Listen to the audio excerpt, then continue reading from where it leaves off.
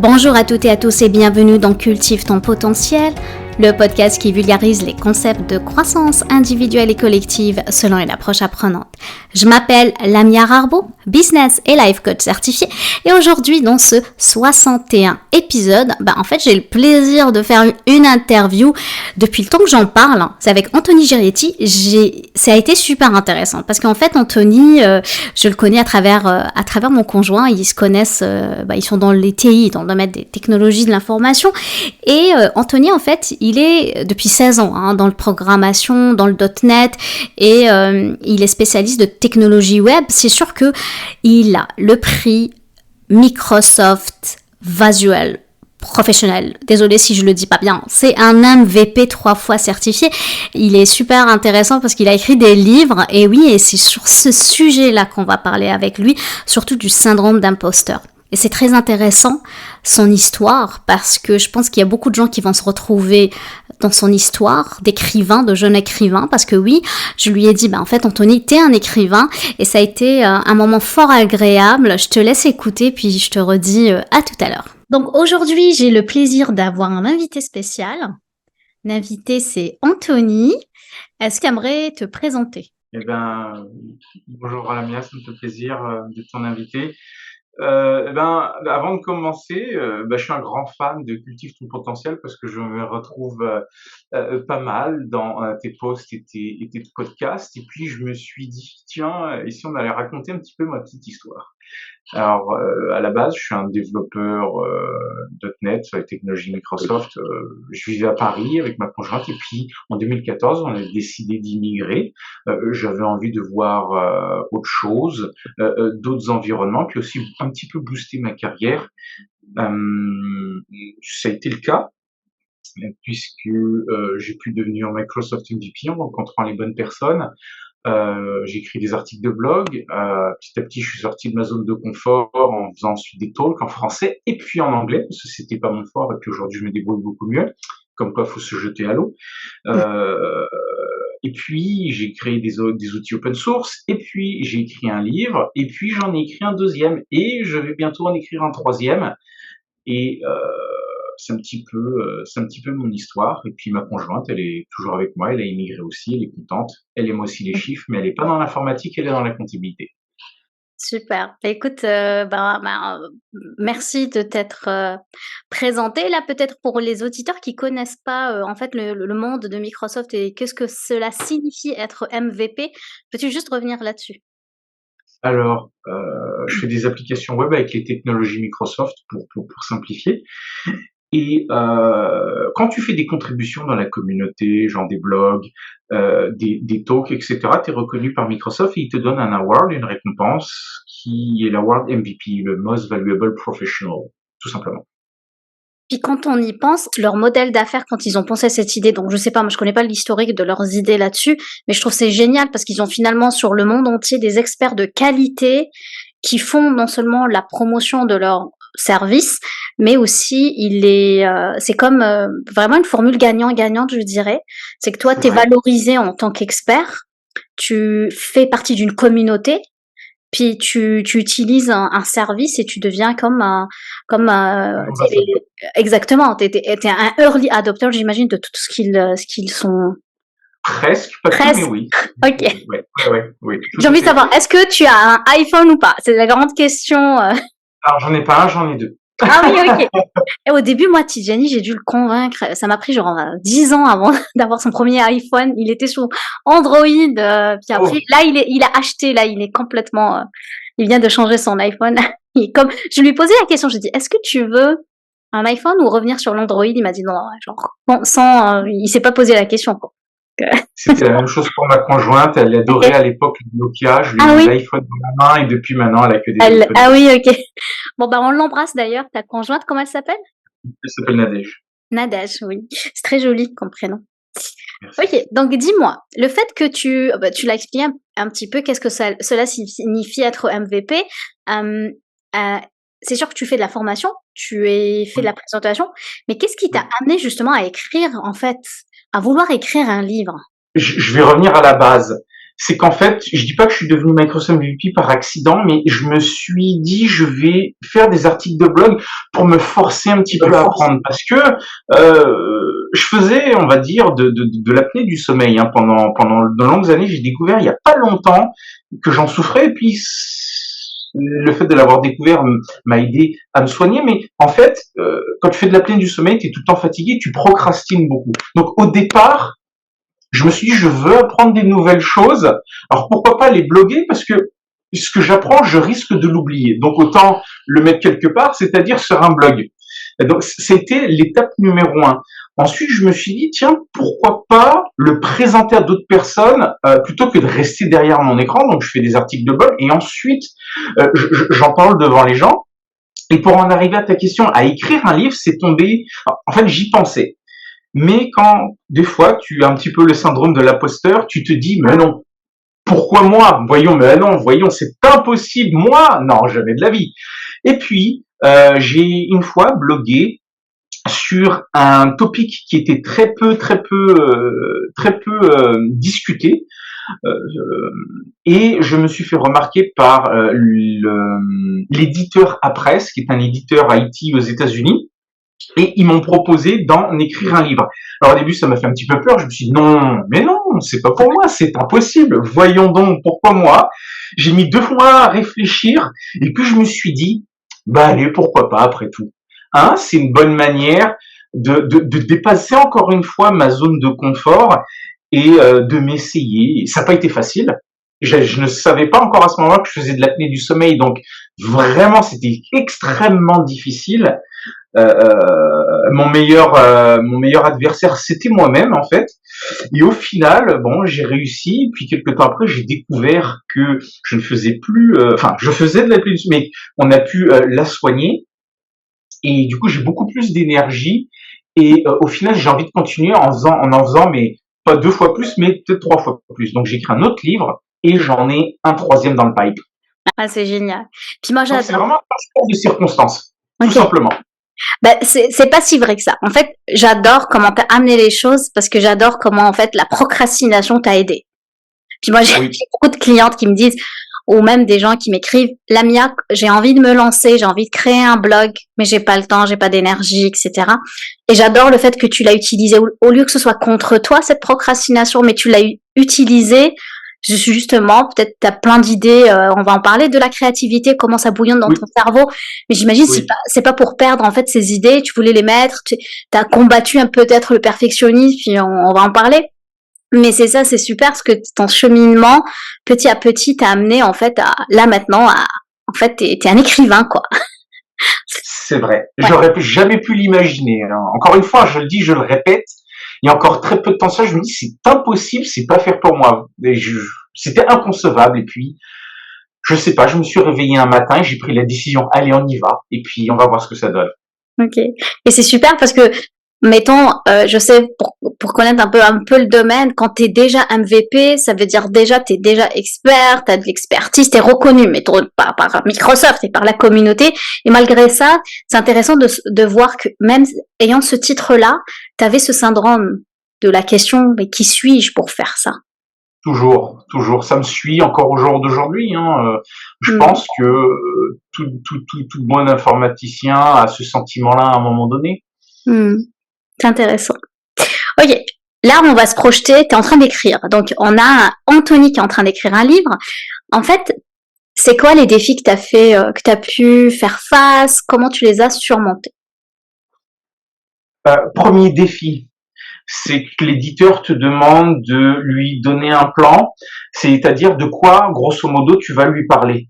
Donc, oui, même si tu connais le sujet, il faut déjà commencer à préparer ton livre, puisqu'il faut déjà commencer par le structurer. Donc, si tu n'as pas une pensée structurée dès le départ, tu peux rien faire. C'est la première chose. D'accord? La deuxième étape, c'est, dans cette pensée structurée, c'est également aborder les points que tu ne maîtrises pas. Tu te poses la question encore une fois de plus, est-ce que je suis fait pour ça? Je fais, mais j'avais pas pensé à ça, mais oui, il va falloir que j'en parle. Et puis, encore une fois, tu prends tes jambes à ton cou, tu laisses tomber.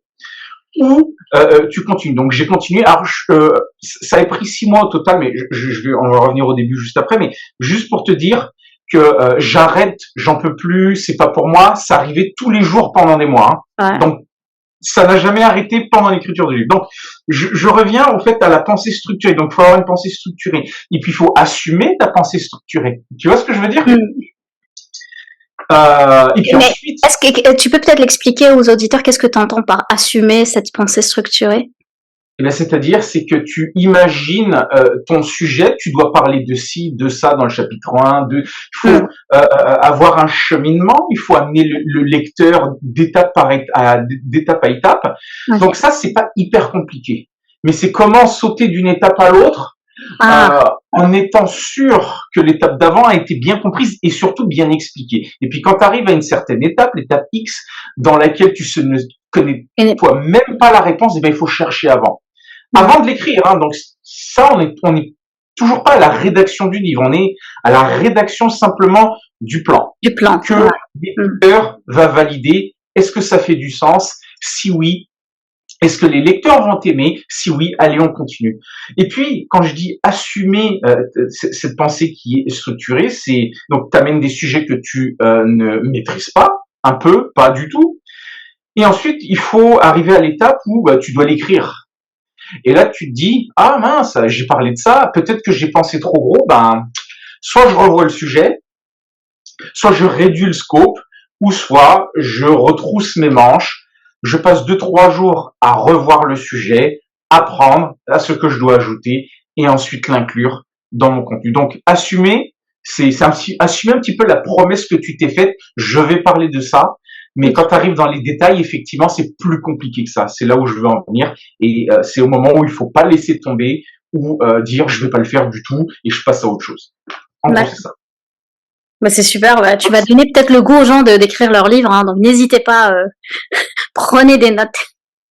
C'est normal, encore une fois, d'avoir ce feeling-là. Waouh, dans quoi je me suis embarqué, mais j'ai pas pensé à ça. Mais j'y ai pensé, mais je savais pas que c'était aussi compliqué. Okay. C'est normal d'avoir ce sentiment-là. Puis si je reviens dans la chronologie, donc tu m'as parlé de 3 livres, ton premier, c'est quand qu'il est sorti? Ça parle de quoi? Est-ce que tu veux en dire un peu plus? Alors, je l'ai écrit pendant l'hiver 2021, pendant que nous étions confinés. Donc ici, c'était pas vraiment problématique. Donc on était tous enfermés, donc... En pleine tempête de neige, ça nous arrange, hein. Cependant, comme il fallait que j'assume cette pensée, c'est-à-dire le plan que j'avais à la base, eh bien finalement, c'était pas 1 ou 2 heures d'écriture par jour, c'était des fois je commençais à 7 heures du soir, je finissais à 2 heures du matin, parce que j'avais sous-estimé la chose. Et puis, il y a eu des hauts et des bas, bien sûr, il y a des jours où je n'en pouvais plus, je voulais arrêter, il y a des jours où je ne pouvais plus m'arrêter, et il y a des jours où je faisais le minimum et puis je me suis dit je continuerai demain.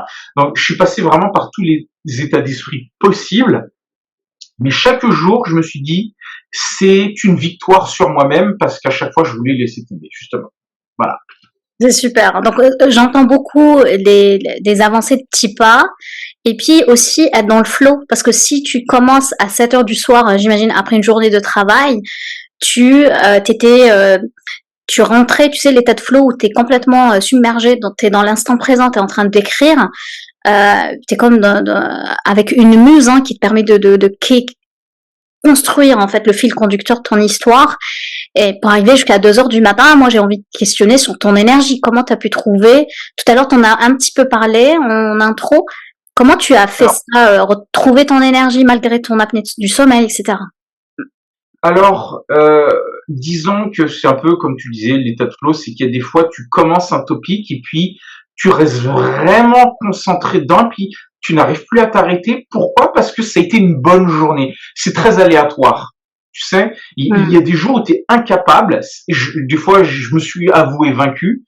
Mais si je me suis, si je me suis committé à aller jusqu'au bout et que je suis allé au bout de ce livre, c'est que je ne me suis pas avoué vaincu tous les jours. Donc oui, il y a des jours, t'as perdu, et il y a d'autres jours, t'as gagné, et ça a été plus difficile que d'autres jours, parce que l'apnée du sommeil, tu vois, la fatigue, les stress, l'énergie, c'est aléatoire et c'est très fluctuant. C'est intéressant ce que tu dis, justement, c'est pas une ligne droite finalement. Non, Tu t'autorises à te reposer, puis te remettre en selle et de continuer. J'entends beaucoup la persévérance là-dedans. Tu as été persévérant, on peut dire. persévérant, mais je deviens toujours plus persévérant à chaque fois que j'abandonne un petit peu temporairement, parce qu'au final, j'abandonnais des fois quelques jours, et je me suis dit, Ok. bah, on remet le problème à la semaine prochaine. Mais non, la semaine prochaine, il sera trop tard. Donc c'est constamment la balance entre, allez, il faut que j'y aille, mais il faut quand même que je fasse attention et que je me repose un petit peu, que je retrouve des forces. Oui, je comprends. C'est intéressant. Puis tout à l'heure, tu as fait mention du doute que tu as eu. Tu sais, le syndrome d'imposteur. Comment justement tu as surmonté tout ça?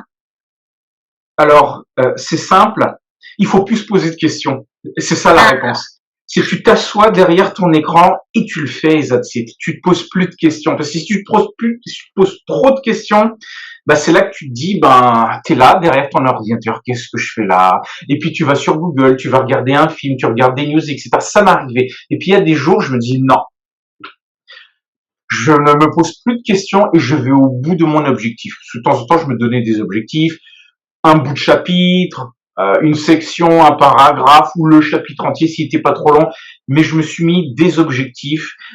Encore une fois, de temps en temps, je perdais, mais le plus souvent, je réussissais. Ouais. ok. Puis dis-moi, si on parle de transformation, je fais beaucoup ça avec les clients, de les aider finalement à se transformer. Toi, en devenant écrivain, donc j'aime bien comment tu t'es défini au début, tu étais informaticien, développeur .NET, après du MVP, tu formateur aussi, tu fais des présentations. Puis Oui, là, j'imagine, tu es écrivain. En oui. quoi, en fait, le fait d'écrire ce livre t'a transformé? Eh bien, justement, c'est que je ne me suis pas transformé. J'ai découvert Ah, un potentiel ah, inexploré. oh, Pourquoi? Parce qu'au j'adore. final, j'ai Ok. fait ça.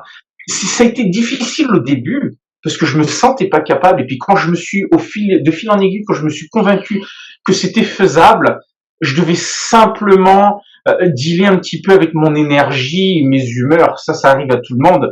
Mais non, je me suis découvert un potentiel inexploré. Et je me suis pas transformé. Je suis simplement devenu moi-même, possiblement. C'est ça que je dirais. Ah, Donc, super. ce qu'on pense être une transformation, Ouais. c'est finalement la découverte euh, d'un talent caché, possiblement, je dirais. Ah, c'est super. Donc, je pense, est-ce que t'expliques ça aussi sur le fait que tu es tout de suite, t'es parti à écrire aussi un deuxième livre, puis un troisième livre qui sort bientôt, c'est ça? Alors, c'est exactement ça. Comme tu disais, j'avais l'impression de m'être transformé. Non, parce que quand j'ai eu l'idée d'un deuxième livre, parce que ça faisait longtemps que j'avais cette idée-là, je n'ai plus eu peur de foncer. Donc je me suis pas transformé, j'ai simplement réveillé ce talent inexploré. Et je me suis beaucoup moins posé de questions pour ce deuxième livre. Même si il m'a épuisé aussi mentalement, c'était pas du tout la même histoire par rapport au premier. Et je me suis dit, là oui, je suis capable, tu vois. Et le Si troisième, oui. c'est que c'est simplement devenu évident parce que je sais que j'ai un autre message à passer sur un autre sujet, je n'hésite plus. Et je vais m'en occuper l'année prochaine. Évidemment, je prends soin de ma santé, de mon temps, etc. Donc oui, je vais pas l'enchaîner juste après. Donc je suis quand même conscient de ça. Donc je vais entamer ça, ce chantier-là l'année prochaine. Euh, donc c'est pas une transformation. Encore une fois, j'ai cru que ça l'était, ça ne l'était pas. Si je peux. Même mon apnée du sommeil Ouais. ne m'a pas non plus transformé, c'est simplement qu'elle me diminuait, tu Ok. vois. Hmm. C'est intéressant ce que tu amènes. Puis j'ai une image. J'ai l'impression toute ton expérience, que ce soit en France, après ici au Québec, puis le fait de ton expérience en tant que MVP t'a amené en fait à cultiver ce potentiel qui t'a permis d'écrire le premier livre. Puis du moment que ça a été fait, ça a après révélé ton potentiel. Donc il y a comme le J'en ai cultiver fait pendant, conscience. voilà, alors, cultiver pendant des années, des années, des années. Puis c'est pour ça que j'encourage les auditeurs à cultiver, à continuer à se former, à s'apprendre et à ne pas baisser les bras finalement. Pour qu'un jour, on appelle ça la synchronicité, parce que ton auditeur, c'est pas de la chance, c'est vraiment de la synchronicité des fois des événements. C'est d'être ouvert à cette opportunité que l'univers t'a donnée pour justement après révéler ton potentiel et l'exploiter au plus. Parce que là, avec ton troisième livre, t'es vraiment en mode exploitation de ton potentiel. C'est génial. Exactement, j'ai pas peur. Je sais que je dois apprendre des choses sur ce sujet avant d'écrire le livre, c'est-à-dire élaborer ma pensée, mais ça me fait plus peur et je m'en sens tout à fait capable. Et je peux très bien faire un quatrième livre. Donc, au final, je dis pas que je me sens inarrêtable, mais je n'ai plus peur d'aller toujours un peu plus loin à chaque fois, tout simplement. Parce que je sais que j'en suis capable. C'est une prise de conscience. Si je peux résumer ça, c'est vraiment une prise de conscience. Ah bah c'est super intéressant. Puis je pense que ça va parler beaucoup aux gens ce que tu es en train de dire. Là, dans l'entrevue, quand on a préparé avec Anthony cette entrevue, je lui ai parlé en fait de la matrice d'Hendrix que j'utilise souvent avec mes clients pour savoir justement quand on manque d'énergie, bah, comment on peut capitaliser sur les forces. J'en ai déjà beaucoup parlé dans ce podcast et je me suis amusée à demander en fait à Anthony à le remplir. Tu l'as rempli. Comment t'as trouvé l'exercice? Alors, très sympathique parce que j'ai jamais fait la différence entre, par exemple, la zone de génie, la zone d'excellence et la zone de compétence. Tu vois, c'était je sais faire, je sais pas faire. C'est je suis doué, oui, je suis incompétent. Et puis non, on peut donner on peut comment attribuer à certaines de ces tâches que j'ai décrites des nuances. Oui, on peut faire ça effectivement et puis ça m'a éclairé un petit peu sur mes capacités aussi. Je me suis dit mais oui, j'ai appris des choses sur moi-même effectivement. Ah bah c'est super. Pour ceux qui se demandent comment remplir la matrice, j'ai une bonne nouvelle à vous annoncer, c'est que je vais offrir une journée formation. Donc ceux qui veulent le faire, c'est avec, je me suis en fait associée, tu dois les connaître, hein, Anthony. Je me suis associée avec Technologia, donc c'est une firme de formation ici à Montréal. Et puis ils offrent de la formation, donc je me suis associée à eux pour offrir cette formation. Donc si vous voulez remplir votre propre matrice d'excellence et de savoir comment en fait trouver l'énergie, savoir quoi faire et à quel moment, ça peut être intéressant pour vous de voir les différentes offres. Je pense qu'on va commencer dès novembre. Je pense que j'ai une journée, c'est une journée en fait étalée sur 2 jours, donc n'hésitez pas à voir le calendrier. Puis avec sans dévoiler les trucs très perso, Anthony, hein, ce que je voulais revenir sur ce que tu as dit, ce qui m'a interpellée par rapport à ce que tu as dit et la matrice que tu as remplie. Tu as mis l'écriture du livre dans ta zone d'excellence. Ou t'as mis livre et faire des conférences. Oui. Comment t'expliques ça? C'est-à-dire pourquoi tu l'as pas forcément mis? Tu vois, il y a une note d'humilité là-dedans, je le sens. Tu l'as pas mis quand même dans le génie. Hein. Pourquoi? Alors, j'ai fait la différence entre l'écriture et l'idée. L'idée, oui, ça bouillonne, j'ai beaucoup d'idées. Okay. Mais c'est quand même, j'ai quand même peut-être un peu moins de talent pour le mettre en forme. Mais ça se travaille. Tu vois ce que je veux dire? C'est pour ça que j'ai pensé les deux. Une idée, c'est très facile à avoir. Encore faut-il aller au bout de la même manière que tu l'as pensé à la base. Tu vois ce que je veux dire? Exactement. Ouais, c'est intéressant parce que tu as très bien compris l'exercice parce qu'on peut aller aussi micro que ça. Donc, dans l'écriture du livre, bah, il y a la conception, en fait, il y a toute l'idée, donc la recherche, le benchmark, regarder ce qui se passe.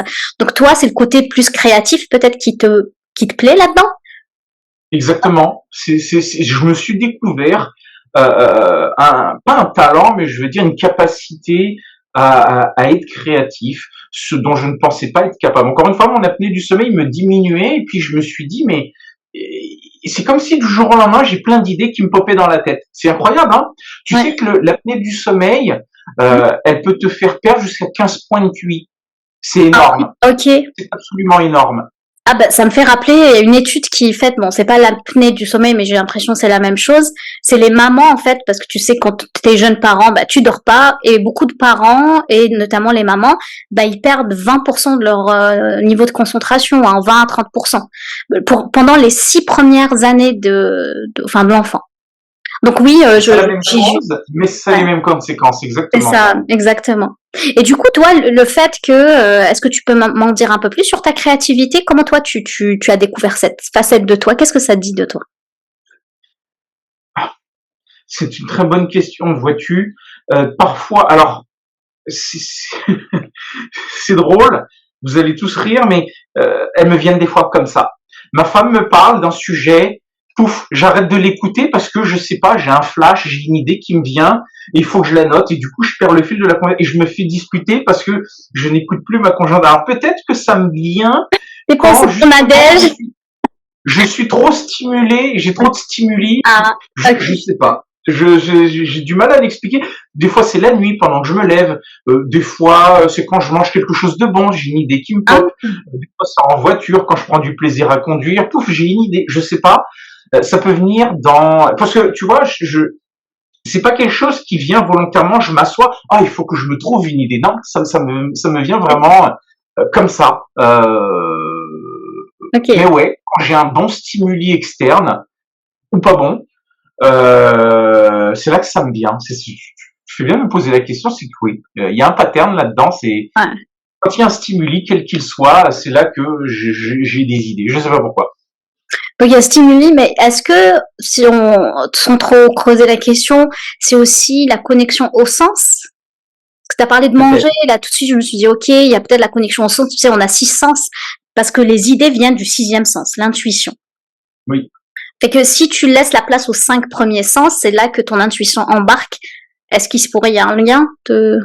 c'est tout à Ouais, fait possible que je laisse libre cours à on va dire que mon sixième sens se connecte à mes 5 autres c'est ça. sens, peut-être. Mais il faut savoir aussi que je crois tout à fait que l'humain n'utilise que 10% de notre cerveau. Donc il y a Ouais. 90% de notre cerveau dont on ne maîtrise pas son fonctionnement et tout ce que tu dis, c'est tout à fait possible. Et effectivement, il y a peut-être 2 neurones qui se sont connectés à un moment donné, et puis dès qu'il y a un stimuli, euh, ça passe des 5 sens au sixième sens et qui est là caché dans mon cerveau. Je sais pas, mais c'est tout à fait possible. Oui, Puis, est-ce que tu veux, parce que j'ai trouvé que même que tu as rempli pas mal de choses qui sont dans la zone d'incompétence. Est-ce que quand oui. tu l'as fait l'exercice, comment tu t'es senti? Dis-moi ce que tu as pensé de l'exercice. Alors, il y a plein de choses que je ne sais pas faire, mais j'ai mis les choses qui me semblaient le plus évidentes ou qui me sont venues à l'esprit. Mais aussi, et c'est très bien de l'appeler la zone d'incompétence et pas d'incapacité, parce que une incompétence peut devenir une compétence. Il suffit d'apprendre. Exact, Il suffit de exactement. vouloir ou de vouloir et d'avoir le temps. Des fois tu veux mais t'as pas le temps, puis des fois t'as le temps mais tu veux pas aussi. Euh, Exactement. Quand je suis désorganisé, par exemple, parce que ça m'arrive souvent, c'est que j'ai pas envie de faire l'effort de me rappeler ou de noter quelque part, j'ai mis cette chose-là ici, etc. C'est aussi simple que ça, il suffit de le noter ou de le mettre dans un endroit visible. Parce que des fois, je range mes affaires dans des endroits invisibles. C'est normal, tu risques pas de les retrouver. Je suis pas très doué en mécanique, par exemple, mais pourtant, une fois, j'ai pris une vidéo et puis je me suis dit comment je vais remplacer la batterie. Puis le plus et le moins, c'est où? C'est rouge, c'est noir. Je me suis dit c'est impossible, moi je suis pas manuel. Bon, j'ai pris un tutoriel et je l'ai fait. Mais ça m'a demandé un effort, même si ça peut paraître risible, c'est simple comme bonjour. Ça me demandait un effort particulier. Quand je veux non pas développer des applications web, mais plutôt les déployer dans le cloud, je demande de l'aide à mes amis pour me faire aider, alors que je peux aller prendre la documentation. C'est simplement que je n'ai pas envie de faire l'effort. Mais tout ça, ça se corrige. Est-ce que tu me Et l'expliques celle-là parce que je l'ai pas compris poste pour moi, je suis très néophyte. Pour moi, un informaticien, il fait tout ça, il devrait être bon à faire des applications alors, web. C'est peut-être technique, mais bon, juste. créer une application, mais la rendre disponible au public, tout simplement, c'est que tout le monde puisse y accéder. Et donc, à partir d'une adresse HTTP, tu tapes dans ta barre d'adresse et tu accèdes à un site web. C'est simplement le déploiement de ma propre machine où j'envoie le code sur le serveur pour que l'application soit disponible pour toutes les personnes. Ok, donc c'est pas Euh, copier-coller quoi. Pour moi, c'est non, tellement. ce n'est pas un copier-coller. Ok, Alors, c'est plus compliqué que ça en arrière, mais j'ai fait ok, vraiment résumer la situation parce qu'il faut faire plein de choses. Et ok. c'est simplement que dans tous ces aspects-là, j'ai pas toujours pris le temps De le. de les apprendre. Hmm. C'est ça, Simplement. et c'est ce que j'ai. Moi, quand je fais cet exercice avec les clients, c'est faire aussi la paix dans son jugement interne, parce qu'on est des super juges, on s'auto-juge et on se considère pas bon quand on est incompétent. Mais comme tu l'as dit, c'est prendre la conscience sur quelles sont les choses qui sont dans notre zone d'incompétence, que peut-être on a besoin de faire une petite analyse, une introspection pour savoir sur quoi j'ai envie de me développer. Parce que je sais pas si t'as remarqué, t'as pas mis je veux devenir médecin. T'as pas mis, je veux Non. devenir, voilà, genre ambulancier ou j'ai pas envie de piloter un avion. Donc vu que c'est des choses qui sont pas forcément, voilà, liées, des choses que ça t'intéresse pas de faire, donc c'est très très inconscient. Puis il y a aussi une non volonté de le faire.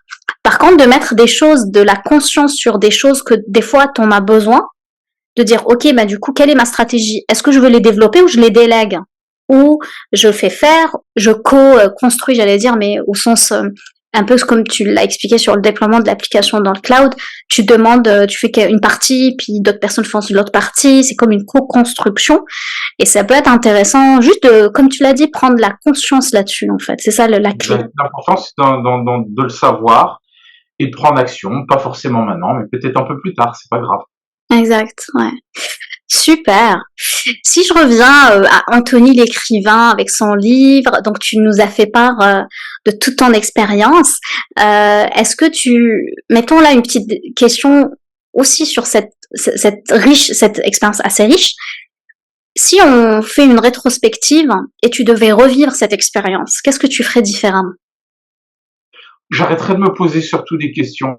Ah, Ouais, oui. Je dis pas que ça m'a fait perdre du temps, parce que j'ai quand même réussi, mais euh, euh, je- ça m'a rendu un petit peu anxieux la première fois. Et si je pouvais recommencer en me disant, j'aurais fait exactement la même chose en enlevant cette part d'anxiété, parce que j'aurais pu me dire moi-même, mais t'es capable, arrête de te poser toutes ces questions. Pas besoin, vas-y. super. C'est comme le brouhaha sur ta Exactement, tête, hein. Comme le nuage là gris qu'on veut pas en fait, on juste laisser exactement. passer. Super. Bah écoute, est-ce que tu as un message maintenant spécial à nos auditeurs, leur demander, enfin, où est-ce qu'on peut te trouver, où est-ce qu'on peut acheter ton livre? Alors, première chose avant, si vous avez des objectifs, il faut simplement arrêter de se poser des questions. À partir du moment où tu commences à te poser des questions, c'est possiblement le début de la fin. Il faut s'essayer. Il n'y a pas vraiment, à part peut-être un peu de temps, rien à perdre. Mais en fait, c'est surtout qu'il y a tout à y gagner, parce que si vous le voulez vraiment, vous allez y arriver, tout simplement. Mm. Et ne pas se chercher d'excuses, Ah, tout c'est bon. simplement. Mm. Pour m'acheter mon livre, euh, c'est tout simplement, vous pouvez le trouver sur Amazon. On peut simplement taper mon nom, Anthony Giretti, et mes 2 livres apparaîtront dans le moteur de recherche d'Amazon. Donc Super. 2 livres sur les technologies Mm. Microsoft et Microsoft.net. De toute façon, je vais mettre ces liens-là dans chacune des publications qu'on va mettre ensemble, puis je mettrai ton LinkedIn si les gens veulent Oui, t'écrire. aussi sur C'est LinkedIn. accessible, hein? Ouais. Je suis un petit peu moins sur Twitter X, surtout sur LinkedIn. Oui. Super. Bon, bah écoute, comment t'as trouvé ça? Eh ben, c'est super. Super, ok. Bah, je te remercie beaucoup. Je remercie aussi les auditeurs Merci. d'être. J'espère qu'ils ont trouvé ça passionnant et puis qu'ils sont aussi, qui vont se mettre à l'action pour écrire leur livre ou pourquoi pas leur blog et voilà, ne pas se trouver d'excuses comme tu dis. J'espère que ça aidera d'autres personnes qui sont dans ma situation. Je sais qu'il y en a beaucoup. J'espère que la plupart d'entre eux sauront outrepasser leur questionnement. Super. Bah, je te remercie. Peut-être un dernier mot de la fin. Ne faites pas que rêver, mais aussi vivez vos rêves. Voilà. Je remercie Anthony pour cette excellente entrevue. J'espère que tu as eu autant de plaisir à écouter ce podcast que j'en ai à le créer avec Anthony. Ça a été super intéressant. Donc si tu penses à 2-3 personnes qui pourraient en profiter, je t'encourage à leur en faire part. Sur ce, je te laisse cultiver les graines. Prends soin de toi. Je t'embrasse, passe une excellente fin de semaine et je te dis à bientôt. Ciao, ciao.